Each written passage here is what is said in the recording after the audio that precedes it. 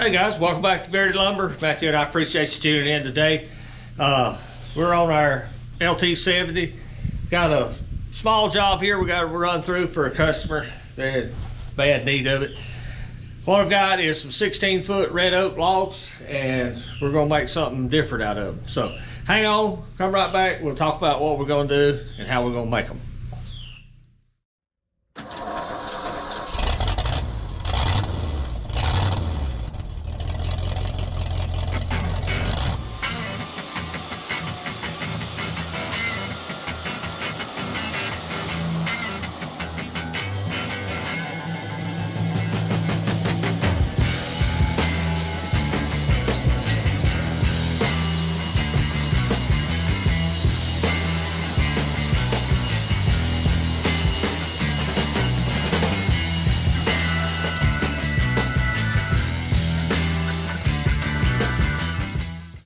Hey guys, appreciate you tuning back in with us. Today, we're gonna take our LT70 and these 16-foot red oak logs, and we're gonna make 1x6 fence boards for a customer. Sometimes it seems like a shame, but that's what they want. They'll make an excellent fence board. Very cheap product for where we're at, because it's their trees. I've only got 7 of them. This right here is probably, yeah, they're probably going to be the biggest one. Now, I'll do something with this mill I didn't do with my 35 too much, is I'll cut 2 6-inch cants and we'll cut a 12-inch cut right across it. I would, on my 35, I'd push one of those cants off because I could go through a 6-inch cant so much quicker than I could dragging a blade through 12 inches. But the 70 don't seem to have any problems with it. It's got plenty of horsepower. So the goal for this log is probably cut the top off of it, try to get to, it's about a 16-inch log, try to get to at least an 8 to 9-inch face, turn it all the way over, and I'm gonna cut it down to 12 in like 3/30 seconds. I'll set it up in the machine, and then I'll cut it in half.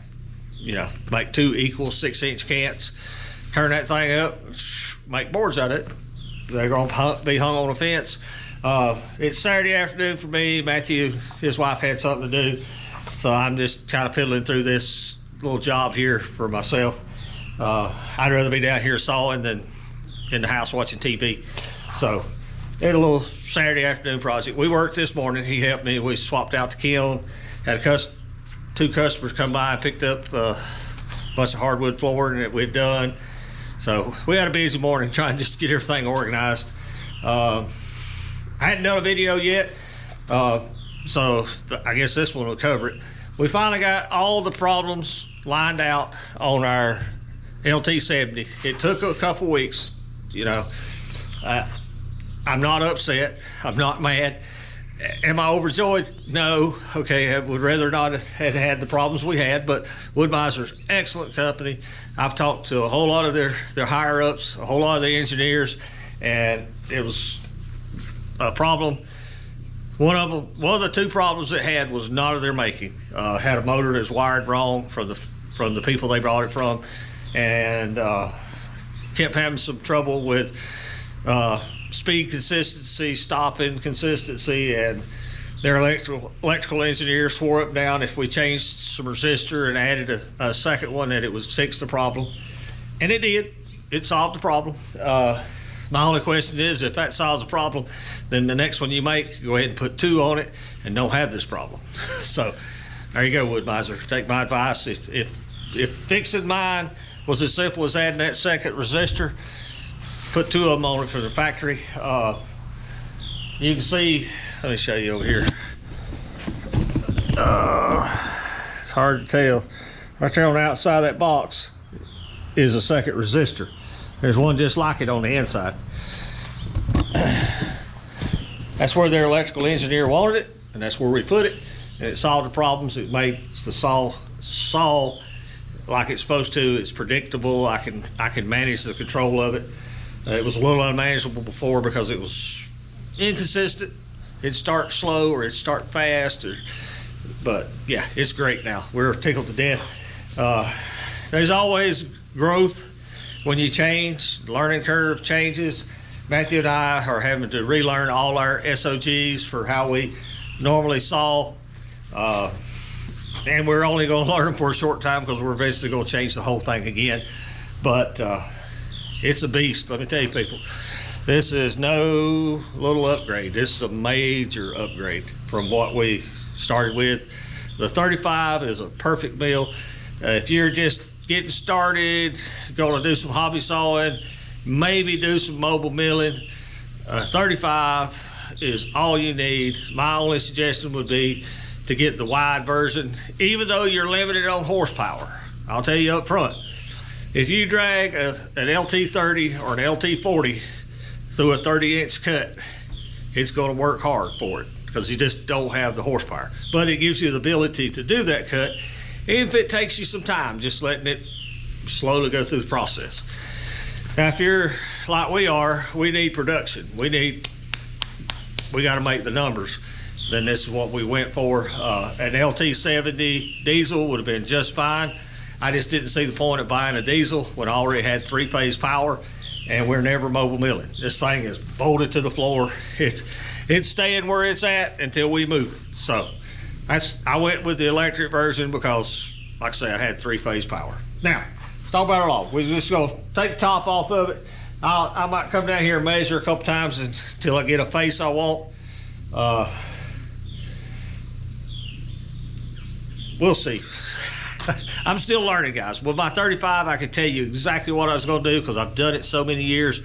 With this 70, I'm learning that I kind of like to cut the top instead of rolling 90 degrees. I almost like to roll 180, like Nathan Elliott or some of these other guys you see.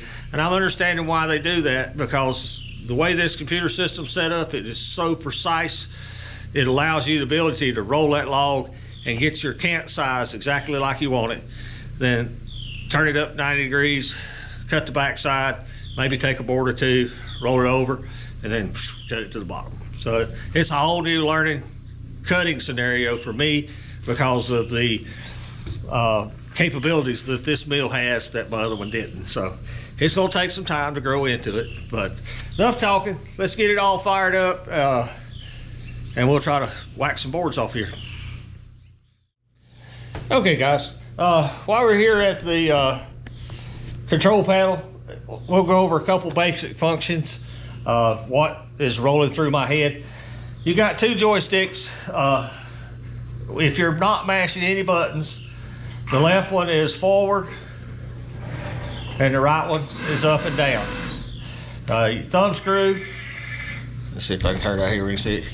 Your right thumb screw moves your blade guide, your left thumb screw moves your debarker. Now, to clamp this log, I'm going to take it. You mash the right side button, and that'll raise and lower your log clamp. Then you take the left side button, and that will lower your vertical arms, as well as it'll raise your log turner. And depending on which way you go, it'll turn your log turner in either direction. Now, I've got the log sufficiently clamped. Before I start, I already know my dimensions. My dimensions are going to be 1 and 6.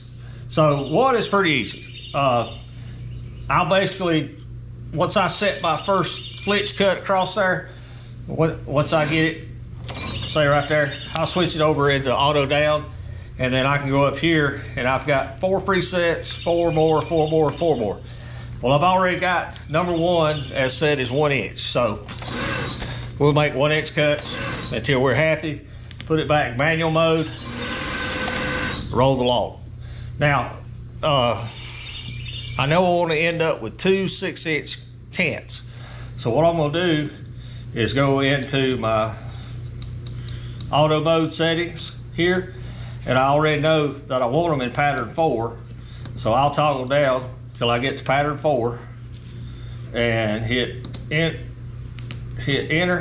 and it's gonna bring up my 4 presets in pattern mode, and I want to go in number 4 here I've got one that's 6.5 already. So let me toggle over, and then I want to go reverse mode. And this one is currently set at 6.5. I know it's hard to see. You don't get a good view of it. But the bottom number is set at 6.5. I want to turn that down to 6 inches. I'll do all this before I start. Okay, and then I'm going to toggle up one, and then I'm going to raise that one till it's 6 inches. And what that's doing is setting what they call a pattern. We're almost there. Okay. And this mill cuts on the 32nd, actually. So there's a lot of numbers in there. Now, what I've got, this is a pattern. I'm gonna hit save, and then we'll go back into it.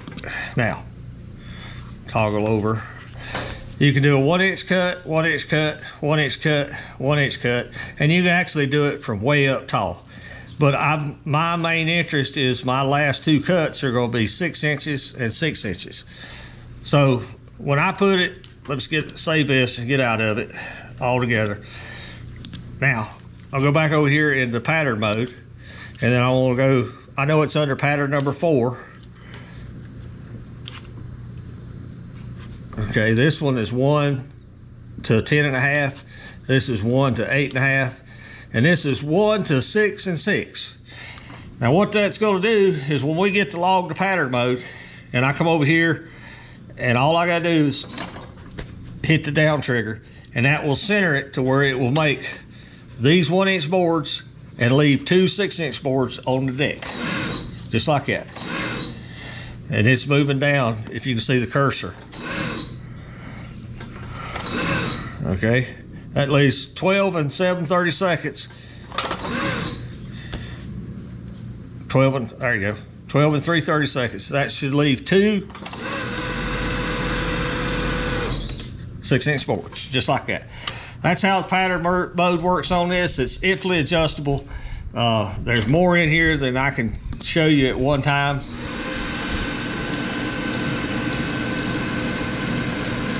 There's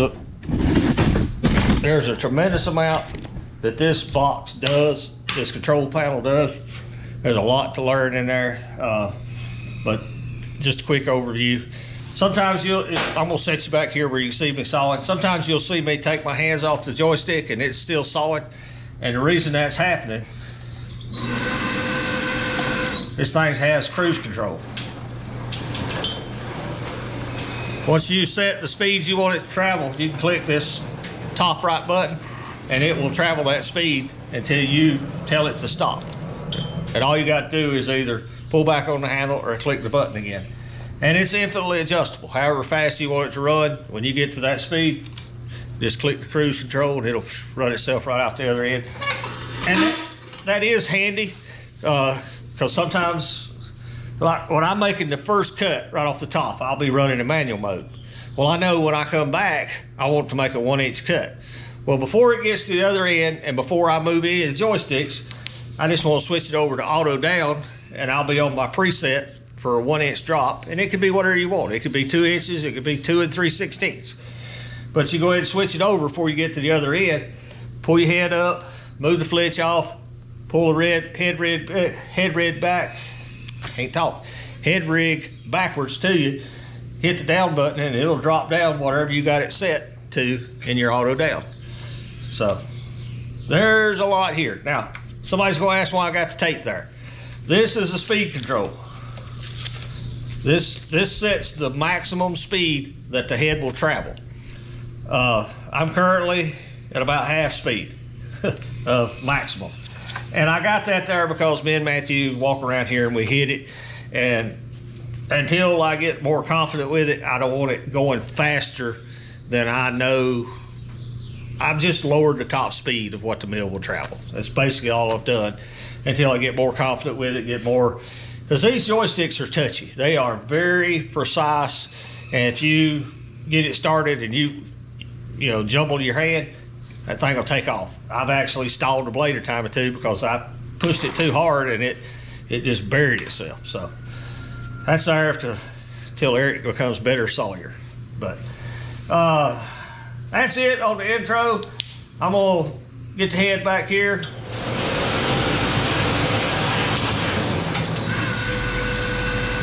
Pick a number, kind of what I'm happy with.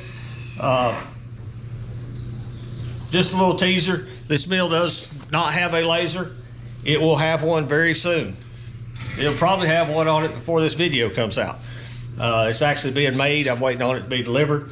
I found out that having that line down through there saves me a lot of trips and knowing exactly where I'm cutting, and it's worth the money in wasted trips and wasted material. A straight log like this one, it's not too bad, but you get one that's got a little bobble in it, you end up wasting a cut, or you take a cut too deep and you waste wood. So we're going to add one. It's well worth it. And I'm hoping I can maybe get a prism on it and turn it down this side to where I can see that log clamp, because I'm sitting, without measuring it, about 16 feet away from where that log clamp goes in. And when I'm cutting down to a 1-inch board, I need my log clamp to be at 3/4 of an inch, because I'm coming right across the top of it at 1 inch with a blade. That's not much margin for error at 16 foot of length. If I had a green laser line shining right across the top of it, it would make my confidence a lot higher in sawing a $42 band right across the top of that, knowing I was going to miss it. So enough talking. Let me get everything turned on. I'm gonna double check the measurements. Now, one thing I do like about this mill, all your WoodMizers have a standard gauge. I can almost read it from here. Yeah, it's about 15 3/4, but it's right here on the screen. I'm actually setting at 15 and 25 30 seconds exactly from the bed up. So that helps, because I'll remember this number as I walk down there, and I'll check it with my tape measure, since we don't have a laser yet, and make sure the cut's going clear. So give me a second to do that. We'll be right back. Okay, went down there and measured it. That's why I want a laser. I'm 15, almost 16 here, and it can take a 20-inch cut on the other end. So I'm gonna take and bump this one up. Now to do that, I gotta unclamp it. Now I mash both buttons and raise up on the front left joystick. Come on, there we go. And that will raise the leveling on it. Now we got to clamp back down. We'll set my first cut about 18 9/16. Since I know that's happy where I'm gonna cut, I'm gonna go ahead and set my auto down, so when I come back I can get a 1-inch board. So there we go.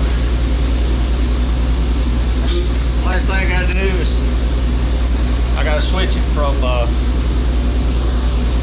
just service mode, I guess, over to saw mode, because it won't start the motor unless you do.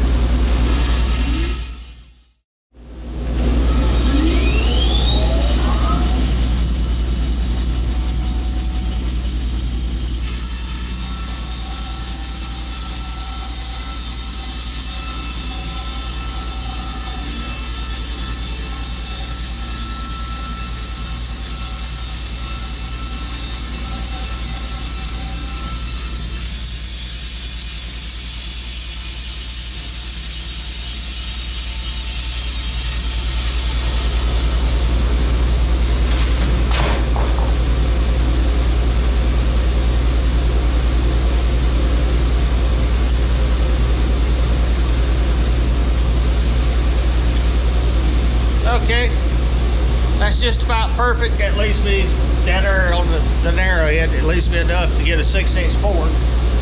So I know I want to finish up at 12, but I'm currently at, well, let's pull it back here. We'll talk about it.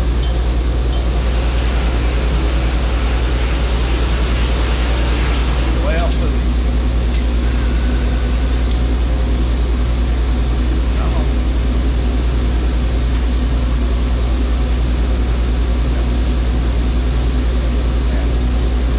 got to switch the auto down.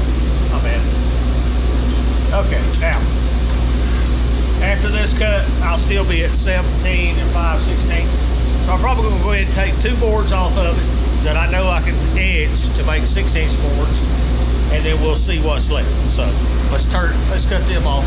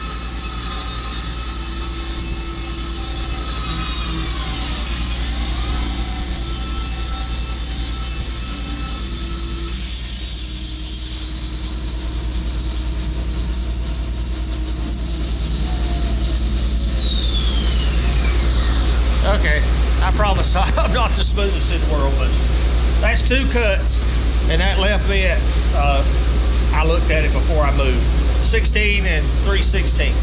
That gives me 4 inches to take off the opposite side, roughly 4 inches, to be down to a 12-inch wide cant. So let me slide these 2 off, and we'll roll it 180 degrees, and we'll put it in pattern mode, and I'll show you how that works.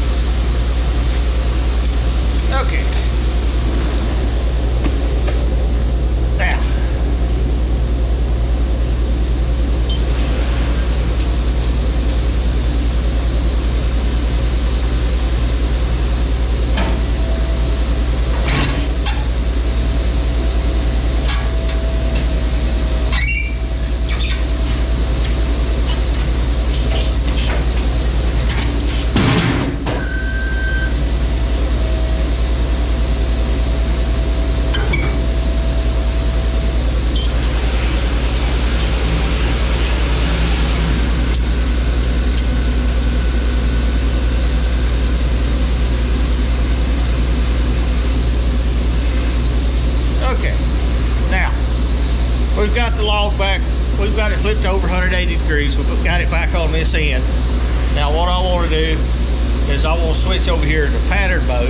I've got my head pretty close to where I want to make my first cut. So I want to switch to pattern, and I know it's under number 4. So I'm going to select that pattern that we already made. It's all 1-inch boards and then 2 6-inch cants at the bottom. And I'm going to take and hit down once. Now that's telling me I can take a 1-inch cut across there at 12 and 8. Yeah, that's basically gonna be it. That's gonna leave us 2 6-inch cants right there. So might as well just take the cut.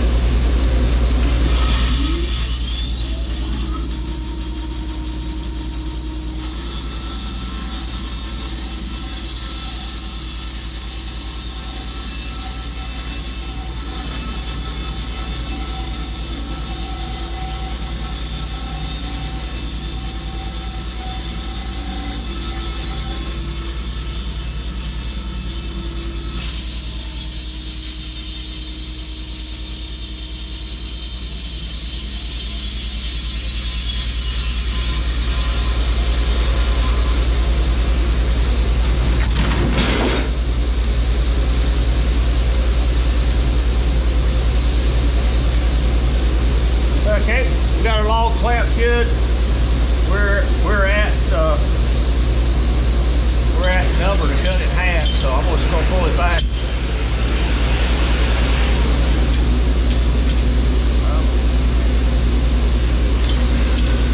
That should cut it right in half, leave us 2 exact 6/8 cants.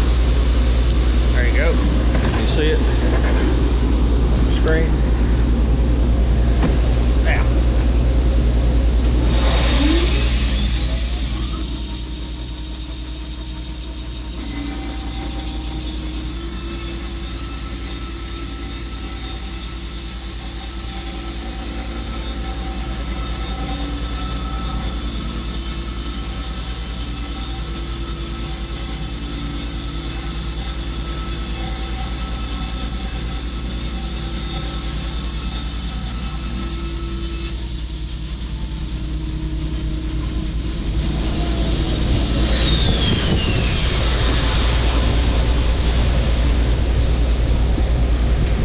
Okay, now we've got it cut in half, exactly 6 inches. Now, I have had a little difficulty getting 2 cants like this spun up with the log turner. It's my fault, it's a learning thing. So, you can watch me make a fool out of myself trying to get them both flipped up there.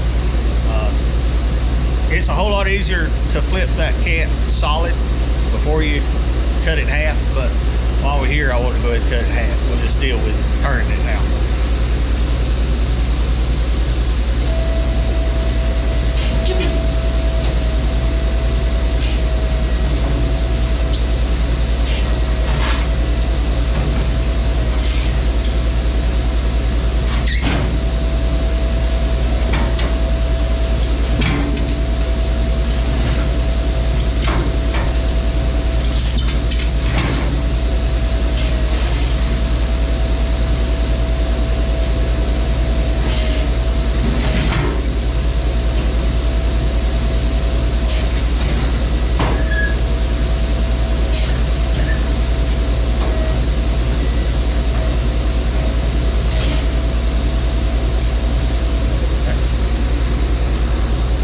Went better than expected, but I have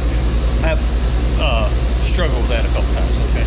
Now what I'm going to do, I'm going to switch this out of pattern mode, switch this back over here to manual. We'll come back and try to make it. Looks like the right hand glitch.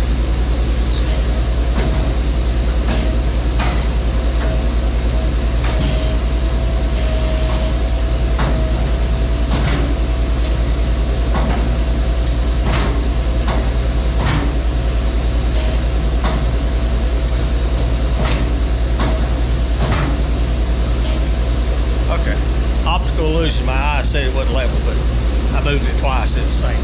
I'm going to pull the head rig back, and I'm going to set up to make one pass right across that'll clear the right side. It won't clear the left one because the bark rolls off of it.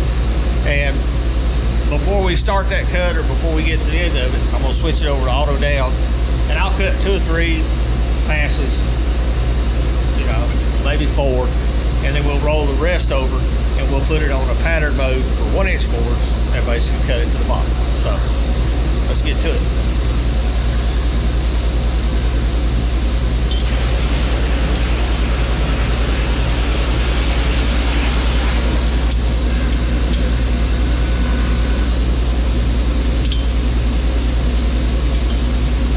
This would be a lot easier with a laser, but I'm going to set it right there. That'll make sure I get a good 6-inch board all the way down. I'm going to switch it over to my auto down function at 1-inch drops, and let's make a cut.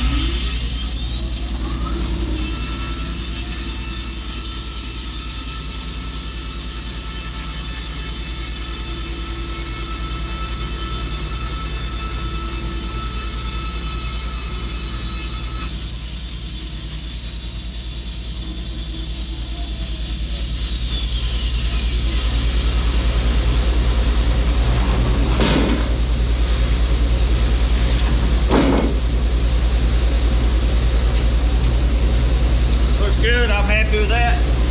The one on the left is not completely clear, but they'll get it anyway. Let's pull back here, make several more cuts.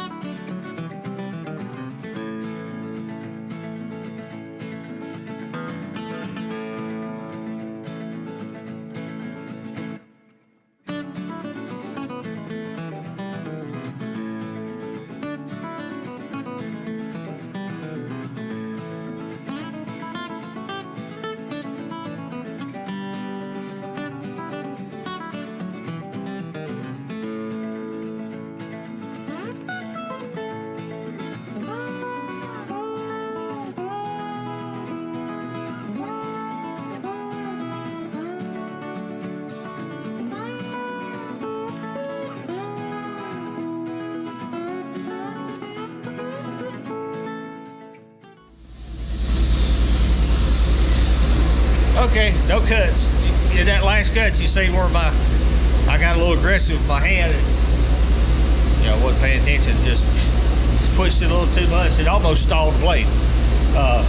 That's how touchy this machine is. You have to be dead on precise with your movements, because you can accelerate to the point the blade and the motor can't keep up. Now this is our first time sawing hardwood. We've actually sawed some poplar, sawed a bunch of white pine.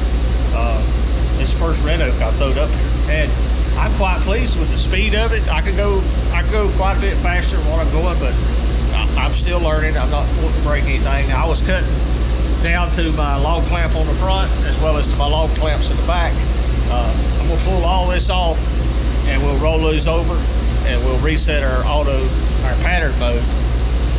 You don't want to do auto down, because auto down's gonna start wherever you're at, and it's gonna go down an inch, irregardless where the bend's at. If you put it in pattern mode, it will adjust the top of your cut to reach the deck at the thickness that you want it to be. Now my pattern down mode for this is going to be all 1-inch cuts. So when I pull the head down, put it in pattern mode for 1-inch cuts and hit down, it will move that head down to the next cut that will give me an equal 1-inch cut, include the curve, all the way to the deck. And I'll show you that. Give me just a minute to unload these and I'll be right back. Okay guys, I got all those offloaded. Got our 2 cants turned back over. Now I'm gonna bring our head rig back here.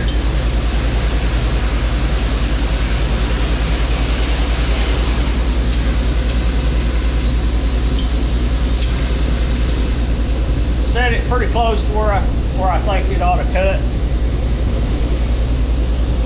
Then I'm gonna come over here to our operator station. I'm going to switch to pattern mode, and then I'm going to switch up here to where I've got it in 1-inch increments all the way to the bottom, and then I'll just touch the down trigger. That's going to cut at 5 and 30 seconds, and that should make 5 equal boards from there to the bottom. I've got my clamp out of the way, got my other clamps out of the way. Wasn't super happy with the quality of cut. I think my Turbo 7 is about done. So go ahead and finish this out before I do another one. I'll probably put on a new blade, but I'm just taking my time learning. So let's fire it up and cut the rest of these.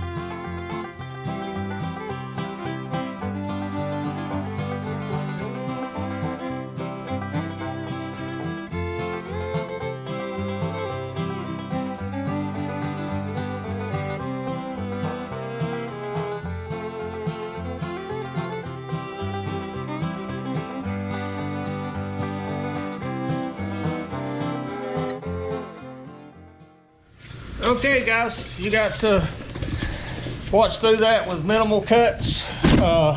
You're here learning as I'm learning. I've already found out that with a slightly dull blade, cut speed is just like any other sawmill. It's very, very important. I was cutting a little too fast on those other ones for the sharpness of the blade that I got on there. These, they cut laser straight, but I really slowed down the cut speed.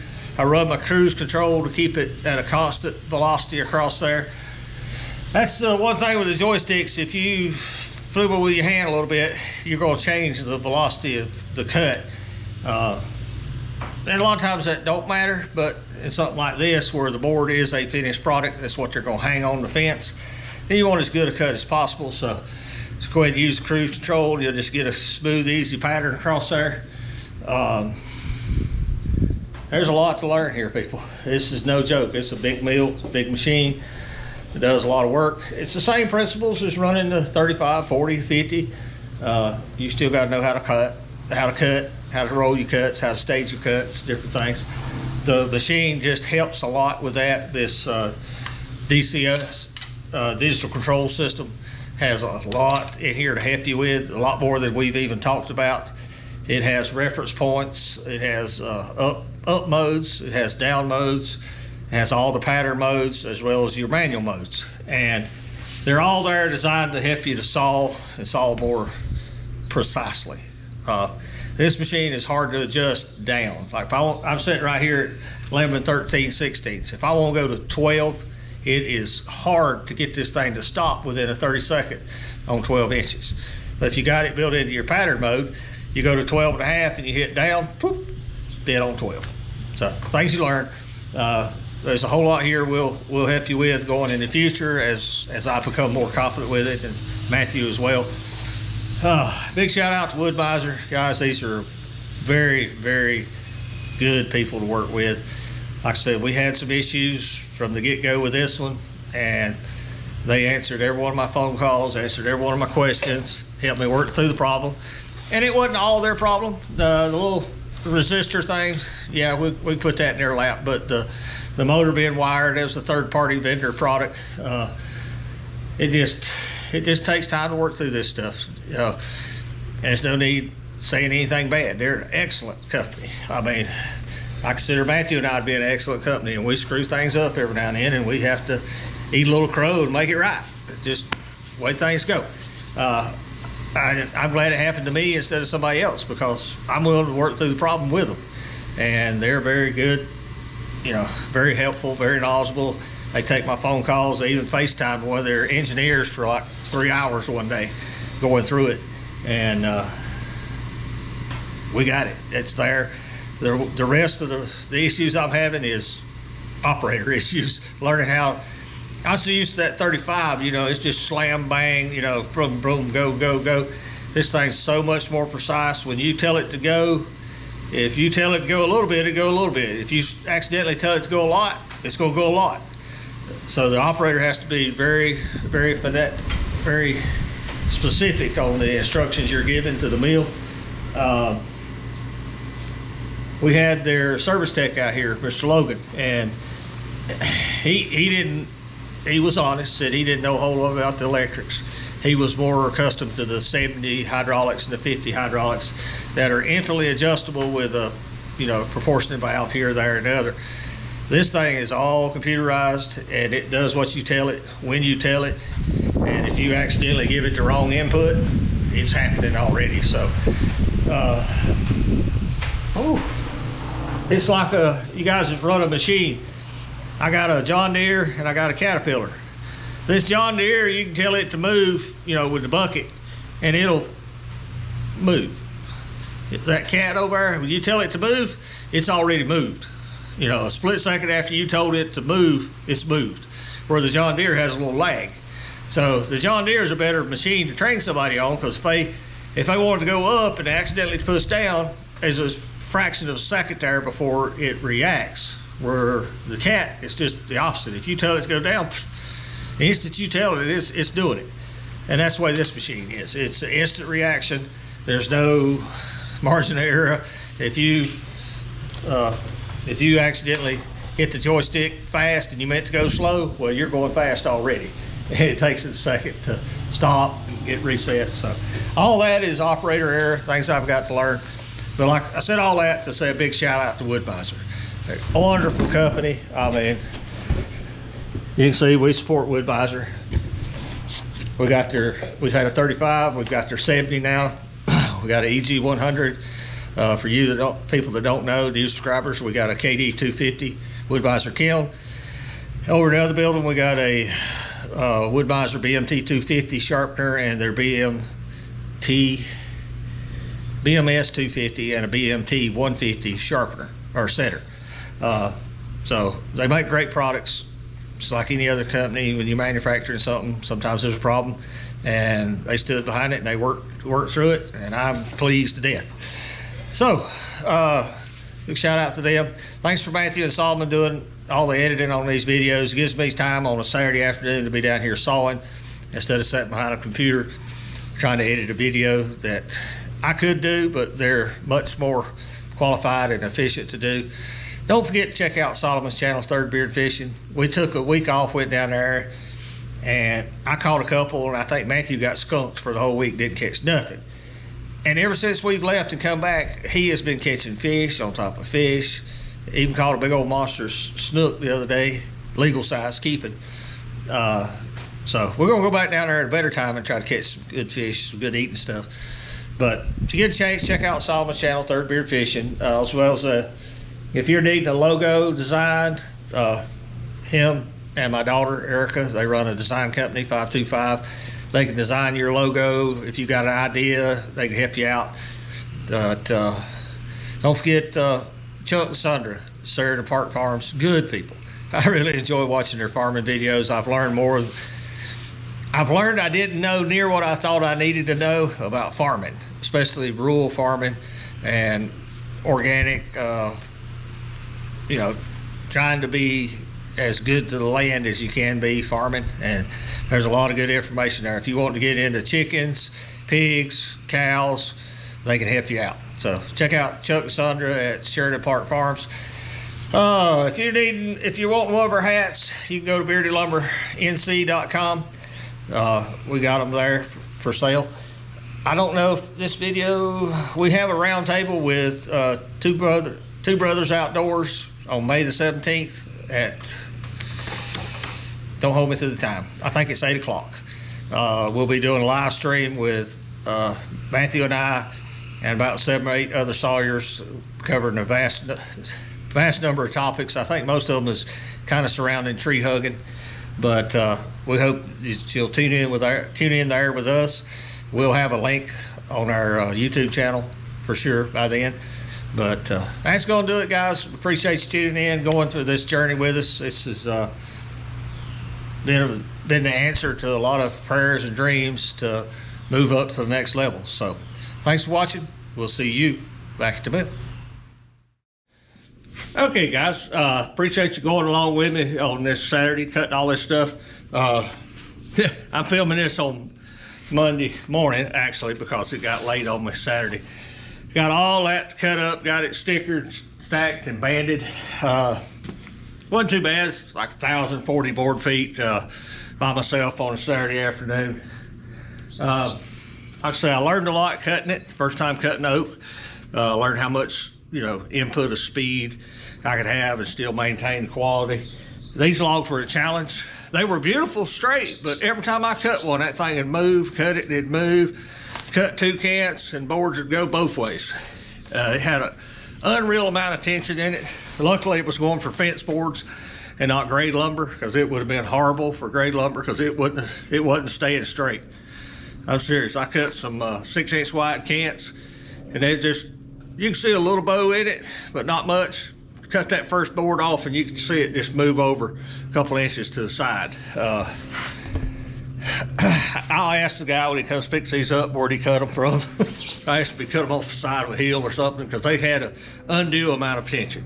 But I just wanted to show you the finished product. Overjoyed with it. Got to get it out of here. It's Monday morning. We got to get sawing some new stuff. So thanks for watching. See you guys. Thank you for watching. Here's a video selection and a playlist suggestion. Click here to subscribe for more great content. We'll see you at the mill.